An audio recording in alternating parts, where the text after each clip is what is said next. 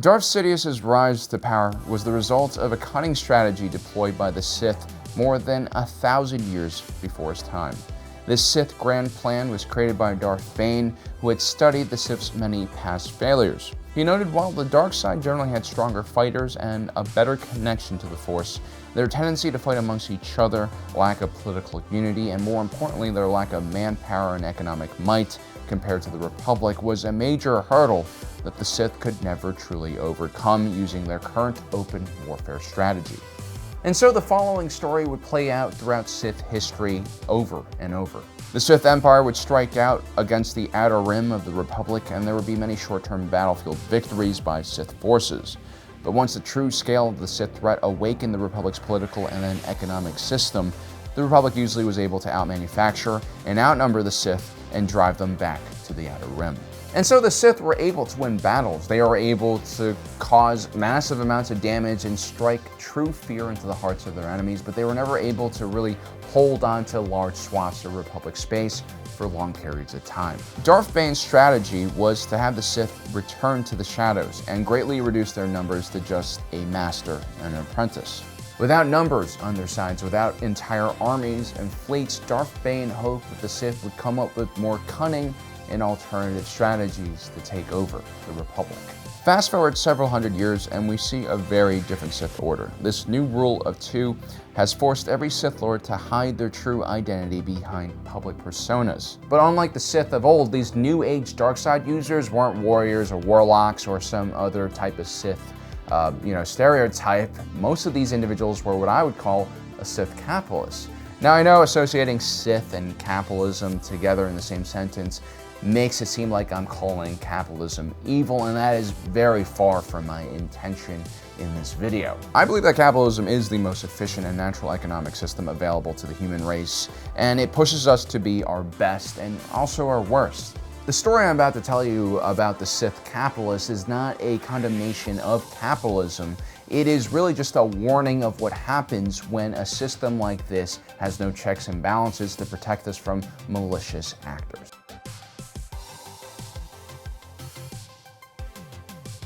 Now, in our last few videos, we talked about why massive conglomerates like the Trade Federation and Techno-Union were so crucial to the Confederacy of Independent Systems' ability to wage war against the Republic during the Clone Wars. We argued that without a strong manufacturing and industrial sector, no conventional military force could ever sustain itself throughout a long conflict and expect to win. But in order for these corporations to exist in the first place, or for any business idea to exist in the physical realm, you first need something known as capital, aka galactic credits. Equally as important to one's amount of capital is one's ability to leverage their assets to borrow even more capital. Capitalism's biggest strength is that it's very efficient at moving capital around to individuals who are trying to create new businesses or new products. This is why in our own world, having rich natural resources and assets aren't the only important thing for a country to have. You also want to be in good standing, both politically and economically, with global financial institutions like the IMF. This way you can borrow money for infrastructure projects or money to upgrade and develop certain industries to greatly improve the livelihoods of your people. But if you're, say, Iran and have severely pissed off many other countries who have sway over the IMF, then getting a loan will be increasingly difficult for you. Israel, which is about a tenth the size of Iran from a population standpoint, has a very similar sized economy. They're able to do this because they are politically aligned with the powers that are in control of the IMF, but more importantly, they're known as a startup nation. That is, they have more startups per capita than any other country in the world. The ability to borrow is what makes capitalism so powerful. If we're only limited to the funds that we could gather ourselves, massive projects like the orbital shipyard of Kuwait or Cloud City on Bespin would have never been possible. In the Star Wars galaxy, the Republic is a relatively decentralized federal government. It doesn't have a standing army. It doesn't have a particularly strong executive position either. It also doesn't have a Federal Reserve or some type of central bank that can dictate monetary policy like interest rates, and it also cannot print money. The only real power that the Galactic Republic's federal government has when it comes to monetary policies is basically sanctioning groups and planets and also creating tariffs and regulations. But let's say there's a massive recession caused by, I don't know, a terror attack on a gigantic space station.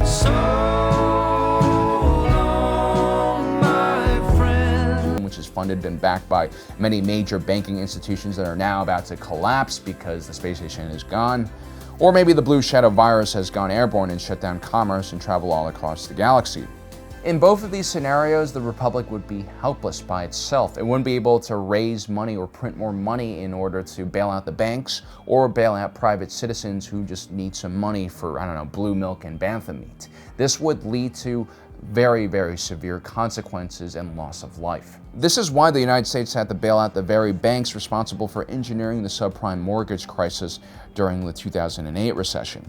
Even though it was clearly the bank's greed and investment in completely bullshit products that led us to this point, without the banks, you can't move around capital. And if you can't move around capital, businesses will fail, people will lose their jobs, and people will lose their homes. And you'll have something as bad as the Great Depression from the 1930s happen again. So where does capital come from in Star Wars? Who controls how much credit gets printed? Well, believe it or not, it's actually the privately owned Intergalactic Banking Clan. They are to the banking industry what the Trade Federation is to shipping and what the Techno Union is to manufacturing. It's actually the immense wealth of the planet of Unilis and the various assets and holdings of the IGBC that guarantees the Republic credit. And so the federal government doesn't even guarantee its own currency.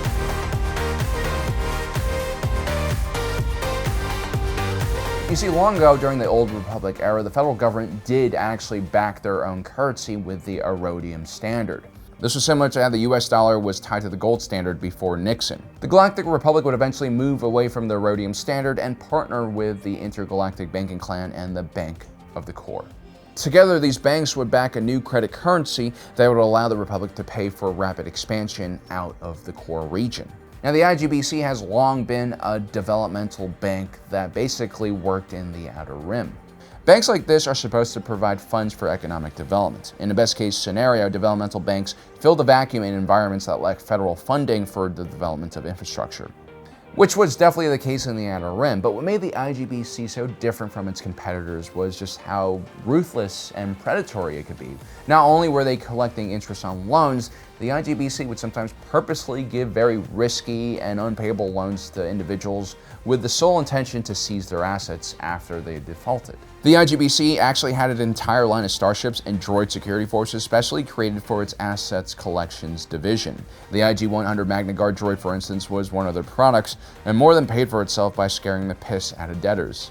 By the time the IGBC became the sole guarantor of the galactic currency, their power obviously would balloon out of control, and what few checks and balances placed on them by the weakening central government were clearly not enough to control them. One of the reasons this happened was because the chancellor position would change frequently with term limits, but the head of the IGBC usually remained in power for multiple decades and multiple chancellor terms. This allowed the head of the banks to create more long-term strategies that could create a more pleasant operating environment for the banks.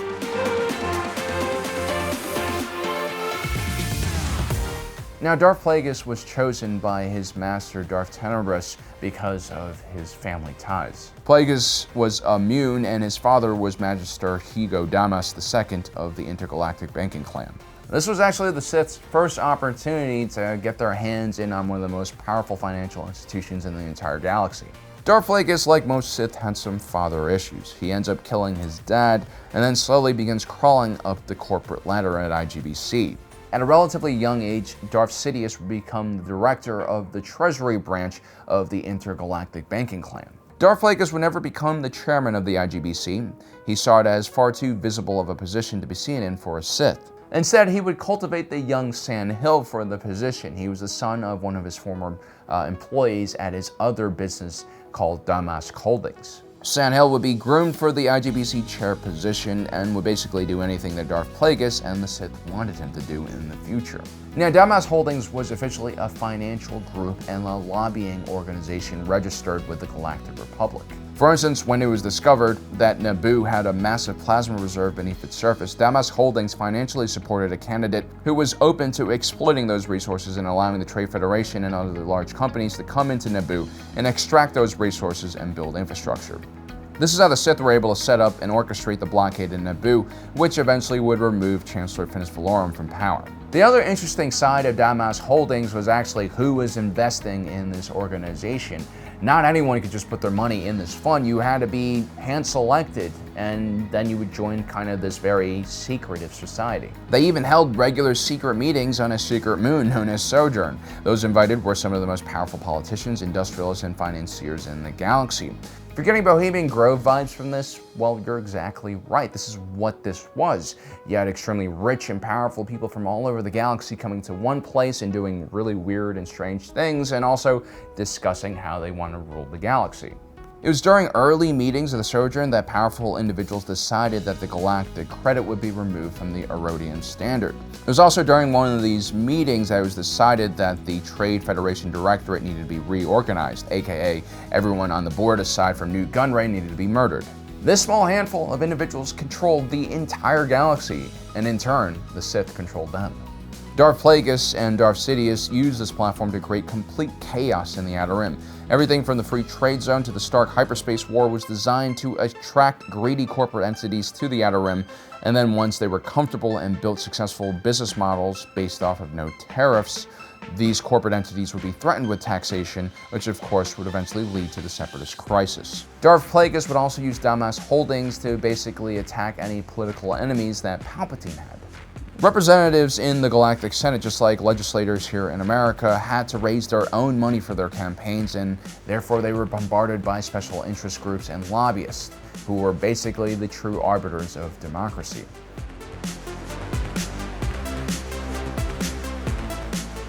Now, the creation of the Clone Army and Droid Army were two massive projects. The Jedi and Republic should have been suspicious of both armies simultaneously appearing. Where did all the money for these military forces come from in the first place? Well, the initial payment for the Clone Army came from Darth Plagueis. But once the Clone Army was up and running, maintenance costs ballooned and went out of control. Sure, you don't have to pay genetically engineered slave soldiers, but their tanks, weapons, shelter, and food all cost a lot of credits.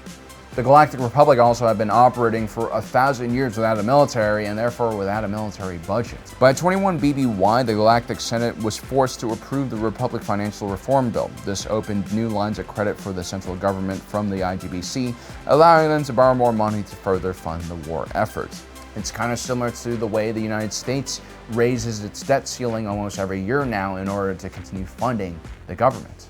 In both cases, this is a reform to self-imposed restrictions that in theory are supposed to create more fiscal responsibility and discipline. But with the IGBC, it gets a little complicated because the Republic is borrowing money from a bank that is also giving money and probably backing the currency of the Confederacy of Independent Systems as well. It was also well known that IGBC funding was going towards the creation of weapons that were being used against the Republic. But the Republic once again showed that they lacked negotiating power in this relationship, or so it seems. Well, you guys remember Sam Hill? Well, now he's the chairman of the IGBC, and he clearly is in the pocket of the Sith. By the end of the Clone Wars, the IGBC's neutrality was heavily under question. They were clearly supplying droids and security forces of the CIS. A Republic inspection team had traced the captured Hailfire tank from the Battle of Geonosis all the way back to the IGBC's armory. Kind of embarrassing. More troubling was the fact that the IGBC was reportedly on the verge of bankruptcy. Many of the loans it had given to the Separatist Alliance were lost due to the war, and because of how important the IGBC was to the galactic economic system, the Republic was forced to step in and replace the board of the IGBC with its own candidate, Senator Rush Clovis.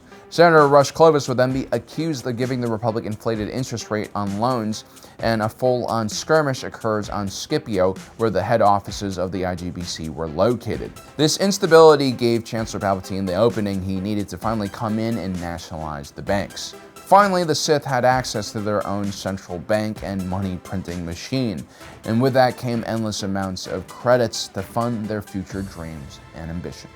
I mean, the Sith Grand Plan had a lot of different moving parts, and we've talked about the other parts in previous videos, but really it was the financial institutions that were the most important. By using capitalism and the greed of a few select corporations, Darth Sidious was able to create crisis and then take over when everyone was terrified and afraid.